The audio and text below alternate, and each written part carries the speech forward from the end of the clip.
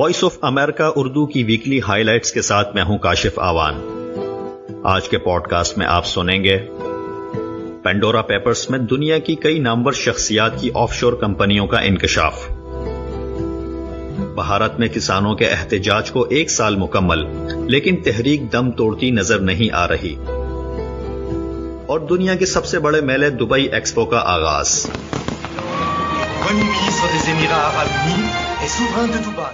آپ سن رہے ہیں وائس آف امریکہ اردو کا پوڈ کاسٹ۔ انویسٹیگیٹو صحافیوں کی بین الاقوامی تنظیم ICIJ کی جانب سے جاری کردہ لاکھوں دستاویزات رواں ہفتے خبروں کی زینت بنی رہی۔ پینڈورا پیپرز نامی ان دستاویزات میں ٹیکس چوری اور آف شور کمپنیاں بنانے والی دنیا کی بااثر شخصیات کی تفصیلات موجود ہیں۔ تفصیل بتا رہے ہیں لاہور سے اسد صہیب اپنی اس رپورٹ میں۔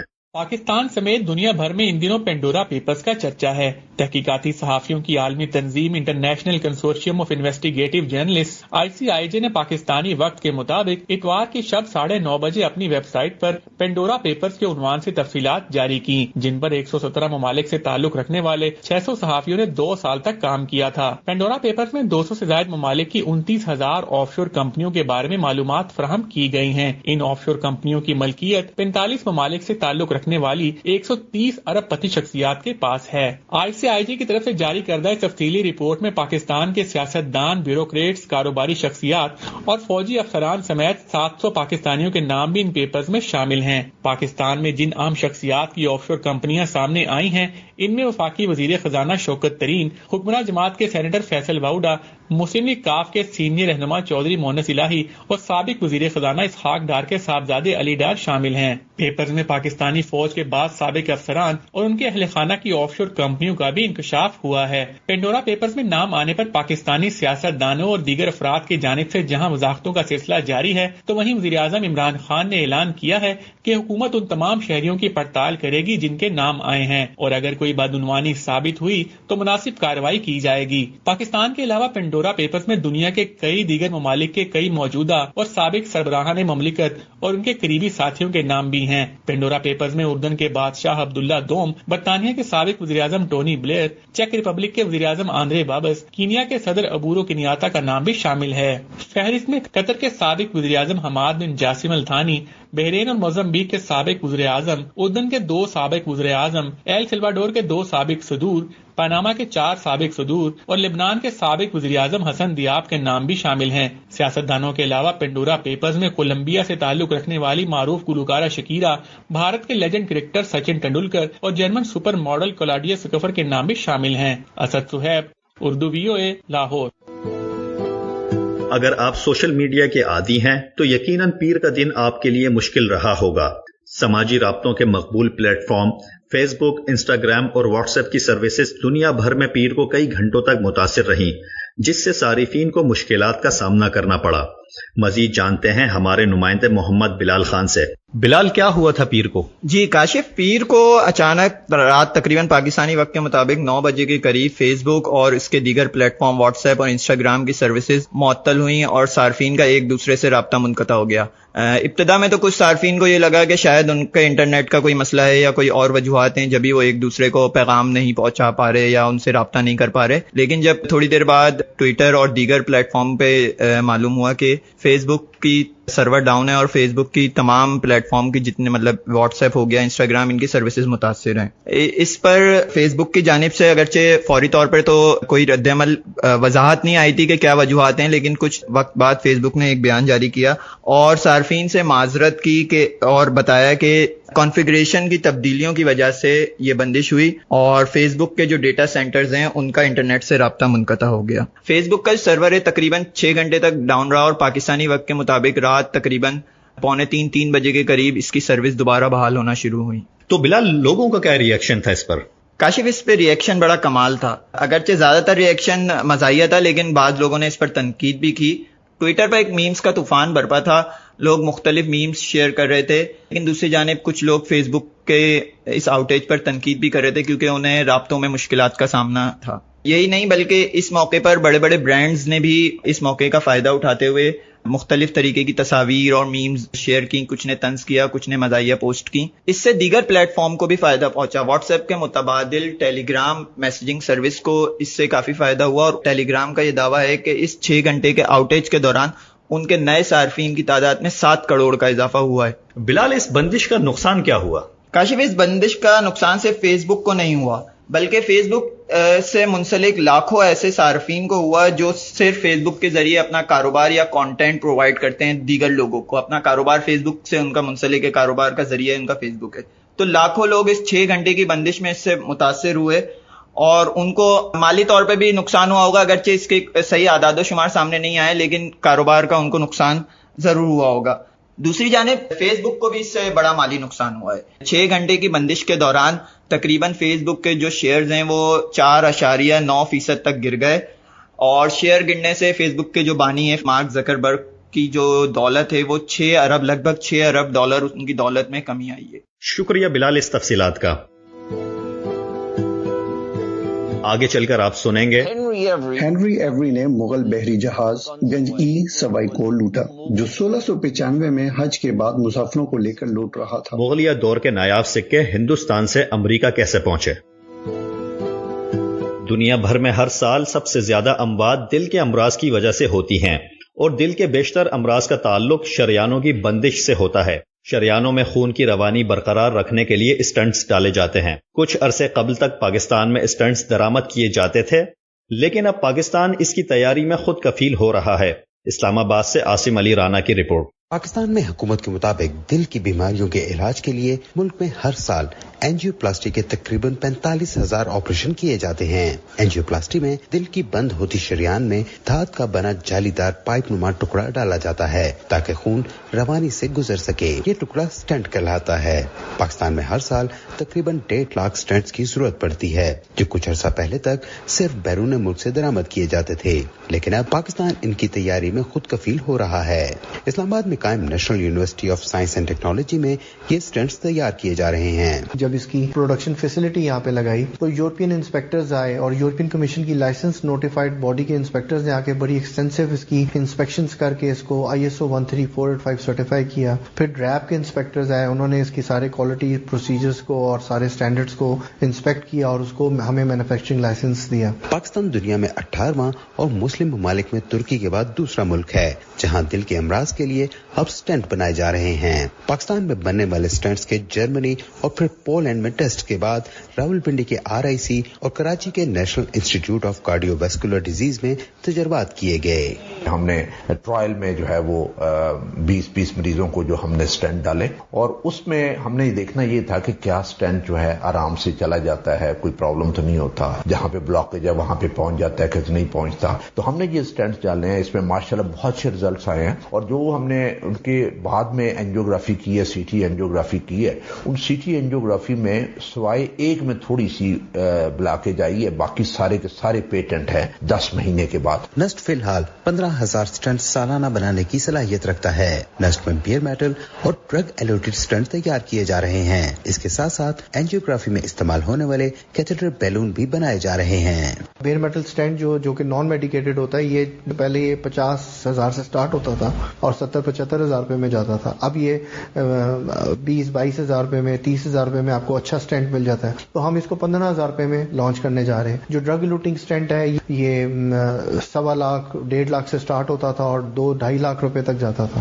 اب کیونکہ کنٹرولڈ ہے پرائسز، تو یہ 60-65 ہزار روپے میں سٹارٹ ہوتا ہے. لاکھ روپے تک یہ ڈرگ لوٹنگ سٹینٹ ہے آپ کا. تو ہم اس کو 35 سے 40 ہزار روپے میں لانچ کرنے جا رہے ہیں. ڈاکٹر مرتضی کا کہنا ہے کہ آئندہ کچھ عرصے میں ان کا ادارہ دل میں جذب ہو جانے والے ایبزاربل سٹنٹ بنانا بھی شروع کر دے گا. پاکستان میں اس وقت سالانہ 40 سے 50 ہزار مریضوں کے لیے سٹنٹس کی ضرورت ہے.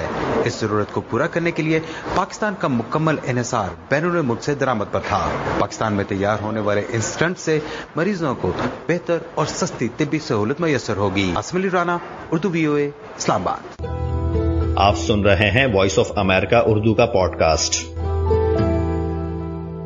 پاکستان کے بعد اب بات ہوگی بھارت کی، جہاں حکومت کی زرعی اصلاحات کے خلاف کسانوں کے احتجاج کو 1 سال مکمل ہو گیا ہے. نئی دہلی سے سنیے سہیل انجم کی یہ رپورٹ. भारत के किसान हुकूमत की जानिब से मंजूर करदा मुतनाज़िया ज़रूरी कवानीन के खिलाफ गुज़श्ता 10 माह से सड़कों पर हैं। उनका कहना है कि ये कवानीन उनके खिलाफ और कारपोरेट इदारों के मफाद में हैं। हालांकि हुकूमत इसकी तरदीद करती है। किसान तंजीमों के मुश्तरका महाज की जानिब से मज़कूरा कवानीन के खिलाफ 3 बार ऑल इंडिया हड़ताल की जा चुकी है और तहरीक के दौरान अब तक 600 से ज्यादा किसानों की मौत हो चुकी है। अभी तक यह तहरीक मुकम्मल तौर पर पुरअमन थी, लेकिन 3 अक्टूबर को उत्तर प्रदेश के लखीमपुर में तशद्दुद का एक बड़ा वाकया रूनुमा हो गया, जिसमें 4 किसानों समेत 8 अफराद हलाक हो गए। इस वाकया के बाद हिज़्ब इख्तिलाफ के रहनुमाओं ने लखीमपुर जाने की कोशिश की तो हुकूमत की जानिब से उनको रोका गया और सीनियर कांग्रेस रहनुमा प्रियंका गांधी को गिरफ्तार और मुतअद्दिद अपोजिशन रहनुमाओं को हिरासत में ले लिया गया। हुकूमत जिस अंदाज में इस तहरीक से निमटने की कोशिश कर रही है, उससे बहुत से सवालात पैदा हो रहे हैं। तजियाकार और माहिरीन सवाल करते हैं कि भारत जैसे जमहूरी मुल्क में पुरअमन अंदाज में अपनी आवाज उठाने का हक है या नहीं। वो किसानों के इस इल्जाम की तायीद करते हैं कि हुकूमत ताकत के जोर पर तहरीक को खत्म करा देना चाहती है। एक सीनियर तजियाकार जयशंकर गुप्ता कहते हैं कि लखीमपुर में जो वाकया पेश आया वो जमहूरियत के चेहरे पर बदनुमा दाग है। बात है कि उत्तर प्रदेश के लखीमपुर खीरी में 3 अक्टूबर को जो हुआ और उसके बाद की जो घटनाएं हैं उत्तर प्रदेश में जैसा घटित हो रहा है, ये लोकतंत्र के नाम पे सबसे बड़ा कलंक साबित हो सकता है। वो सूरत हाल का जायजा लेने के बाद इस नतीजे पर पहुंचते हैं कि अगर हुकूमत पुरअमन तहरीकों से इसी तरह निमटती रही तो आइंदा के हालात और अबतर हो सकते हैं। इस किसान आंदोलन में 600 से ज्यादा किसानों की मौत हो चुकी है। अभी इधर 4 किसान यहाँ मार दिए गए, रौंद करके मार दिए गए। अगर लोकतंत्र में अहिंसक शांतिपूर्ण और अहिंसक आंदोलनों से निपटने का सरकार का यही तरीका रहेगा, इसी तरह से सरकार डील करती रहेगी, तो फिर आने वाले दिन हम बहुत अच्छे नहीं देख पा रहे हैं। बाज माहिरीन के साथ साथ कांग्रेस रहनुमा राहुल गांधी भी ये इल्जाम लगाते हैं कि इस हुकूमत में आमरीयत कायम हो गई है। अगरचे हुकूमत और किसानों के दरमियान 11 अदवार के मुज़ाकरात हो चुके हैं, लेकिन उनका कोई नतीजा बरामद नहीं हुआ। बाज तजियाकार लखीमपुर के वाकया के तनाजुर में मजीद पुरतशद्दुद वाकयात का अंदेशा जाहिर करते हैं। वो कहते हैं कि किसान तहरीक के सियासी मुज़मरात से भी इनकार नहीं किया जा सकता। दूसरी तरफ हुकूमत दावा करती है कि वो किसानों की हमदर्द है। मज़कूरा तहरीक पूरे मुल्क के किसानों की तहरीक नहीं है और किसानों की अक्सरियत नए कवानीन की हामी है। Sohail Anjum, voice of America, नई दिल्ली।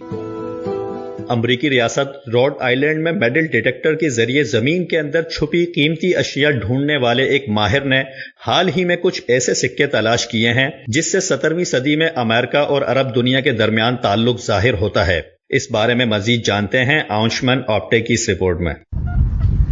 मेटल डिटेक्टर के जरिए जमीन के नीचे दबे तारीखी खजाने को खोजने का शौक रखने वाले जिम बेली सन 2014 में रियासत रोड आइलैंड के न्यूपोर्ट इलाके के एक खेत में धातें तलाश कर रहे थे जब उन्हें एक कदीम सिक्का मिला। खास बात यह थी कि सिक्के पर खताती अरबी जुबान में थी। It's a 1693 silver commodity from Yemen. आखिर यमन में तैयार ये अरबी सिक्का अमेरिका कैसे पहुंचा, ये जानने के लिए जिम ने उस वक्त के सरकारी कागजात और दूसरे तारीखी दस्तावेज की छानबीन की। उन्हें ये भी पता चला कि ऐसे और 15 सिक्के रोड आइलैंड, कनेटिकट और मैसाचुसेट्स रियासतों में भी पाए गए हैं। रिसर्च के बाद जिम इस नतीजे पर पहुंचे हैं कि ये सिक्के 17वीं सदी में मुगल बादशाह औरंगजेब के खजाने का हिस्सा थे, जिन्हें लूटकर हेनरी एवरी नाम का अंग्रेजी समुद्री कज़ाक और उसके साथी रोड आइलैंड ले आए। हेनरी एवरी ने मुगल बहरी जहाज गंज ई सवाई को लूटा, जो 1695 में हज के बाद मुसाफिरों को लेकर लौट रहा था। ये मुगलों के लिए एक कारोबारी सफर भी था, जिनकी बरामदात में सबसे बड़ी कपास या रुई थी। तो इन्होंने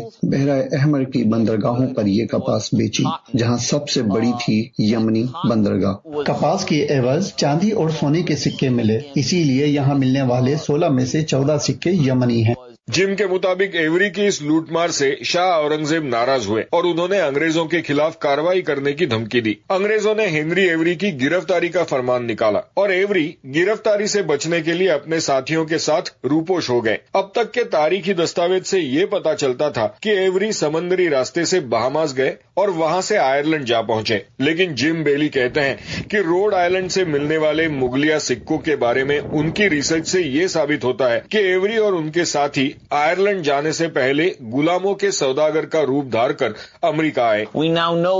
हमें अब मालूम है कि सी फ्लावर नाम का बहरी जहाज जिससे हेनरी एवरी आइलैंड गए वो यहाँ अमेरिकी इलाके न्यू पोर्ट में मई के महीने में रुका था। मुझे ऐसे तारीखी दस्तावेज मिले हैं जो दिखाते हैं कि इसी नाम का जहाज अफ्रीकी गुलामों को लेकर यहाँ आया था। तो हम ये जानते हैं कि वो मई में यहाँ आए और यहाँ से ही जून के आखिर में आयरलैंड पहुंचे। रियासत कनेटिकट के आर्कियोलॉजिस्ट सारा स्पोर्टमन के मुताबिक ऐसे और कई सिक्के अमेरिका के मशरिकी साहिल पर तलाश किए जा सकते हैं।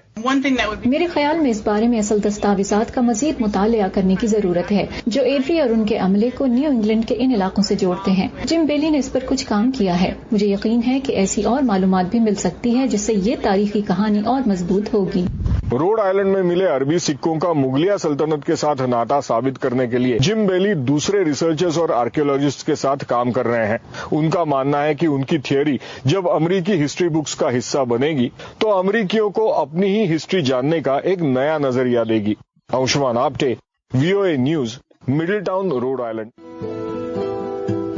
अब आपको ले चलते हैं दुबई के तपते सहरा में, जहां सजा है ऐसा मेला जिसमें दुनिया के 190 से ज्यादा मुल्कों की नुमाइंदगी है। कोरोना वबा की वजह से एक साल ताखीर से होने वाली दुबई एक्सपो में तकरीबन 2.5 करोड़ अफराद की शिरकत मुतवक्के है। 6 माह तक जारी रहने वाले इस आलमी मेले में पाकिस्तानी मुसव्विर शाहिद रसाम का एक मुनफरिद कुरान भी पेश किया जा रहा है। मजीद जानिए सिद्रा डार और खलील अहमद की इस रिपोर्ट में।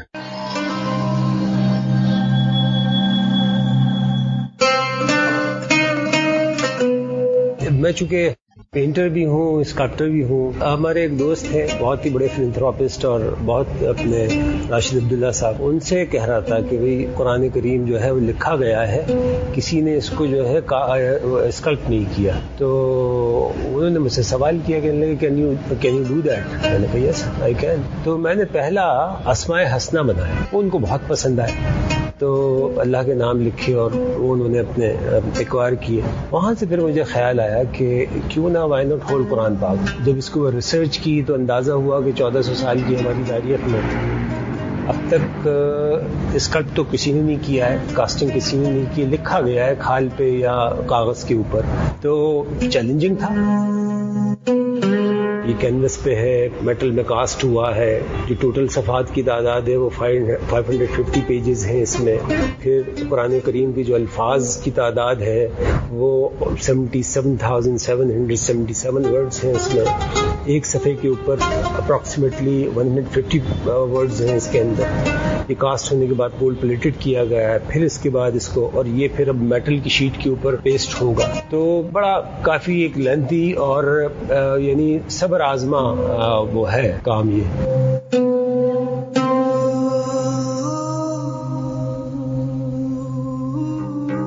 5 साल पहले काम शुरू किया था और शुरू के 2 साल में तो सिर्फ 2 ही सफ़े बने थे। हमने इसके डिज़ाइन के ऊपर रिसर्च की। उसके ऊपर रिसर्च करने के बाद एक अपना डिज़ाइन डेवलप, और वो न सिर्फ ये कि डिज़ाइन का अपनी यूनिकनेस बल्कि उसमें जो रंगों का इंतखाब है वो भी बहुत यकता और मुनफरिद है।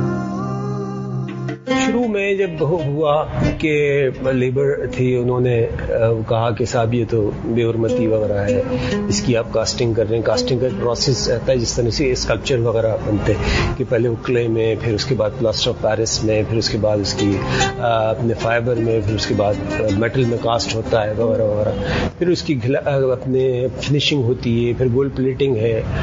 तो उन्होंने तो फिर हमने और उन्हें समझा के तो हम नाकाम, वो समझाने में तो नाकाम हुए। फिर हमने अपनी टीम को इस हवाले से ट्रेन किया और अब वो सारा इन हाउस चीज़ें हो रही हैं। ये कि ये दुबई एक्सपो में जो एग्जिबिट होने जा रहा है, तो ये पूरे दुबई एक्सपो में 192 कंट्रीज़ हैं और बिलियंस ऑफ डॉलर की लोगों ने डेमोन्स्ट्रेशंस की है। और ये उसमें इस वक्त बहुत सारी चीज़ें उसके अंदर, टेक्नोलॉजी से लेकर न जाने क्या क्या, लेकिन ये पूरे एक्सपो की हाईलाइट है। और हमसे अपने दुबई एक्सपो ने बाकायदा रब्ता किया और इससे न सिर्फ ये कि पाकिस्तान बल्कि इस्लामी दुनिया ही नहीं बल्कि पूरी जो वर्ल्ड ऑफ आर्ट है उसमें हम पाकिस्तान का नाम रोशन होगा। दुनिया की सबसे बड़ी मईशत होने के नाते امریکہ میں روزگار کے مواقع بھی بے تحاشا ہیں۔ ان میں سے بہت سی ایسی جابز بھی ہیں جو معمولی قابلیت کے افراد بھی تھوڑی بہت تربیت کے بعد حاصل کر سکتے ہیں۔ ان جابز کے بارے میں بتا رہے ہیں آفتاب بوڑکا۔ امریکہ میں اگر کسی کو محنت کر کے 2 پیسے کمانے ہیں تو اس کے پاس یہ ایکسکیوز نہیں ہے کہ یہاں پر نوکریاں نہیں ہیں، اور آج کل تو بالکل بھی ایکسکیوز نہیں ہے۔ انفیکٹ اچھے پیسے کمانے کے لیے یہاں پر تو یہ بہانہ بھی نہیں چلتا کہ آپ کے پاس اعلیٰ تعلیم یا کسی کالج کی ڈگری نہیں ہے، کیونکہ امریکہ میں بہت ساری ایسی جابز ہیں جو بغیر کسی تعلیم کے یا کسی ڈگری کے حاصل کی جا سکتی ہیں۔ اس میں صرف چند ایسی جابز کے بارے میں بات کرنا چاہتا ہوں جو لوگ یہاں پر رہ کر بغیر کسی تعلیم کے یا پھر تھوڑی سی اسکلڈ ایجوکیشن کی بنا پر حاصل کر سکتے ہیں۔ سب سے پہلے ان جابز کے بارے میں بات کرتے ہیں جس کے لیے آپ کو کوئی فارمل ایجوکیشن نہیں چاہیے، اور آپ اگر کبھی اسکول بھی نہ گئے ہوں تو بھی چلے گا۔ اور اس لسٹ میں سب سے پہلی جاب ہے ٹیپرز کی یا ڈرائی وال انسٹالرز کی۔ امریکہ میں ہوم کنسٹرکشن ایک بہت بڑی انڈسٹری ہے۔ جب نئی نئی بلڈنگز یا گھر بنتے ہیں تو ان کی انٹرنل کنسٹرکشن کے لیے جب ڈرائی والز لگتی ہیں یا باقی چیزیں لگتی ہیں تو اس کے لیے بہت ساری ورک فورس کی ریکوائرمنٹ ہوتی ہے۔ ٹیپرز وہ لوگ ہوتے ہیں جو ڈرائی والز کو اپنی جگہ پر لگاتے ہیں اور ان پر پینٹ ہونے سے پہلے ان کو تیار کرتے ہیں۔ سرکاری اعداد و شمار کے مطابق امریکہ میں ٹیپرز کی یا ان انسٹالرز کی جو سالانہ آمدنی ہوتی ہے وہ تقریباً $48,000 ہوتی ہے۔ 2020 میں اس پیشے سے تقریباً 1,40,000 لوگ وابستہ تھے، اور آنے والے 10 سالوں میں مزید 6,000 یا اس سے زیادہ جابز اس سیکٹر میں آنے کا اندازہ لگایا جا رہا ہے۔ اگلی جاب ہے ہیوی مشین آپریٹرز کی۔ اس جاب کے لیے بھی آپ کو کوئی خاص فارمل ایجوکیشن نہیں چاہیے، تھوڑی بہت ٹریننگ اور ڈرائیونگ لائسنس کے ساتھ آپ کو یہ جاب مل سکتی ہے۔ بیسکلی یہ وہ لوگ ہیں جو مختلف کنسٹرکشن سائٹس پہ یا ہیوی مائننگ سائٹس پہ مشینری آپریٹ کرتے ہیں۔ اس قسم کے کسی کام کرنے کی سالانہ تنخواہ امریکہ میں آن ایوریج $56,000 ہو سکتی ہے، اور یہ ان جابز میں سے ایک جاب ہے جہاں پر لوگوں کو آن دا جاب بھی ٹریننگ ملتی ہے، یعنی کام کے دوران آپ کو ٹریننگ دی جاتی ہے۔ ایک اور جاب جو کہ ہوم کنسٹرکشن کی انڈسٹری سے وابستہ ہے وہ ہے روفرز کی جاب۔ یہ وہ لوگ ہیں جو نئے بننے والے گھروں کی چھت لگاتے ہیں، یا پھر جو پرانے گھر ہو جاتے ہیں اور چھت پرانی ہو جاتی ہے تو ان چھتوں کو ریپلیس کرتے ہیں۔ ایسی کسی جاب کرنے والے کو آن ایوریج سالانہ جو تنخواہ ملتی ہے وہ ہے تقریباً $43,000۔ 2020 میں اس قسم کی امریکہ میں تقریباً 1.5 لاکھ جابز موجود تھیں، اور آنے والے 5 سے 10 سالوں میں ان میں مزید 7 سے 8,000 جابز ایڈ ہونے کا اندازہ لگایا جا رہا ہے۔ اب بات کرتے ہیں کچھ ایسی جابز کی جنہیں کرنے کے لیے آپ کو کسی کالج یونیورسٹی کی ڈگری تو نہیں چاہیے، لیکن ہائی اسکول کی ایجوکیشن ریکوائرمنٹ ہوتی ہے، یعنی 12 جماعتیں اگر آپ کسی اسکول سے پاس کر لیں تو ایک خاص اسپیشلائز ٹریننگ کے ساتھ آپ یہ جابز کر سکتے ہیں۔ اس میں سب سے پہلی جاب ہے کمرشل پائلٹس کی۔ جی ہاں، کمرشل ایئر لائنس کو اڑانے کے لیے یا پرائیویٹ جہازوں کو یا ہیلی کاپٹرز کو یا ایویشن سے ریلیٹڈ جتنے بھی پائلٹس ہیں ان کی جابز یہاں پر بہت ساری اویلیبل ہوتی ہیں، اور اس فیلڈ میں اگر کوئی جاتا ہے تو کسی کمرشل پائلٹ کی آن ایوریج جو سالانہ تنخواہ بنتی ہے وہ تقریباً $1,30,000 بنتی ہے۔ اپنے ہائی اسکول ڈپلوما کے ساتھ آپ کو ایک اسپیشلائز قسم کی ٹریننگ لینی پڑتی ہے، جس کے بعد آپ کو یہاں کے ایویشن ادارے سے ایک لائسنس لینا پڑتا ہے، جس طرح آپ کو گاڑی کا لائسنس لینا پڑتا ہے۔ ایک خاص ٹریننگ ہوتی ہے، اس سے آپ کو گزرنا پڑتا ہے، اور اس کے بعد آپ کو یہ لائسنس ملتا ہے۔ 2020 میں ایک اندازے کے مطابق امریکہ میں اس قسم کی تقریباً 1,10,000 جابز موجود تھیں، اور آنے والے 5 سے 10 سال میں اس میں تقریباً 14,000 جابز مزید ایڈ ہونے کا اندازہ لگایا جا رہا ہے۔ اس کے بعد ایک ایسی جاب کی بات کرتے ہیں جو یہاں پر کافی کامن ہے، اور اسے حاصل کرنے کے لیے بھی آپ کو کسی کالج کی ڈگری نہیں چاہیے، ہائی اسکول ڈپلوما کافی ہے اور کچھ ٹریننگ چاہیے، اور یہ جاب ہے کسی بھی لا انفورسمنٹ آفیسر کی یا کسی فائر ڈپارٹمنٹ کی، فائر فائٹر۔ عموماً لا انفورسمنٹ جو مختلف لوکل لیول کے پولیس افسر ہوتے ہیں یا لوکل میونسپیلٹی کے ساتھ جو فائر فائٹرز کام کرتے ہیں ان کی ایوریج تنخواہ جو ہے تقریباً 90,000 کے قریب ہوتی ہے سالانہ۔ اس جاب کو بھی حاصل کرنے کے لیے آپ کے پاس بنیادی طور پہ ہائی اسکول کی ایجوکیشن ہونی چاہیے، اور لوکل ڈپارٹمنٹ یا کسی بھی لوکل فائر فائٹر ڈپارٹمنٹ میں اگر آپ یہ جاب اپلائی کرتے ہیں تو وہاں پہ بھی آپ کو آن دا جاب اسکلڈ ٹریننگ دی جا سکتی ہے۔ اور فائنلی ایک ایسی جاب جس میں آپ کو کوئی ڈگری نہیں چاہیے، جو کہ پوری دنیا میں کامن ہے، امریکہ میں بھی کامن ہے، اور وہ جاب ہے پلمبرز کی۔ اس جاب کو بھی حاصل کرنے کے لیے امریکہ میں آپ کو کوئی فارمل ایجوکیشن کی ضرورت نہیں ہے، آپ کے پاس تھوڑی بہت اسکل ٹریننگ ہونی چاہیے۔ انفیکٹ آپ اس سے اپنا خود کا چھوٹا سا بزنس یا سروس بھی شروع کر سکتے ہیں، آپ کو انفیکٹ کسی کمپنی کے پاس جاب کرنے کی بھی ضرورت نہیں ہے۔ ایک پلمبر کی امریکہ میں ٹپیکل سالانہ ایوریج جو سیلری ہوتی ہے وہ تقریباً $56,000 بنتی ہے۔ ایسی کئی اور جابس حاصل کرنے کے لیے امریکہ میں جگہ جگہ پر بہت سارے ٹریڈ اسکولز بھی بنے ہوئے ہیں۔ یہ وہ ایجوکیشنل انسٹیٹیوٹس ہیں جہاں پر آپ کو کوئی ٹپیکل 4 سال کی ڈگری نہیں ملتی، بلکہ کسی بھی ایک خاص انڈسٹری میں آپ کو ٹریننگ دی جاتی ہے، اس کے حوالے سے کورسز دیے جاتے ہیں ہیں اور کافی کم عرصے میں آپ یہ ایجوکیشن حاصل کر کے یا یہ چھوٹے موٹے سرٹیفکیٹس حاصل کر کے بہت ساری اس قسم کی جابس سٹارٹ کر سکتے ہیں. تو یہ تو تھی چند ایسی جابس امریکہ میں جو آپ بغیر کسی کالج ڈگری کے حاصل کر سکتے ہیں. لائک آئی سیڈ لسٹ لمبی ہے لیکن اتنے ٹائم میں صرف یہی جابس آپ کے ساتھ شیئر کی جا سکتی ہیں. That's it. آپ سن رہے تھے آفتاب بوڑکا کی یہ رپورٹ اور اس کے ساتھ ہی VOA اردو کی ویکلی ہائی لائٹس اختتام کو پہنچی. اس شو کو ایڈٹ کیا تھا سنبل کامران نے اور اس کے پروڈیوسر تھے عمیر بن ریاض. آپ اس شو کے بارے میں اپنی رائے کا اظہار کر سکتے ہیں ہمارے سوشل میڈیا پیجز پر.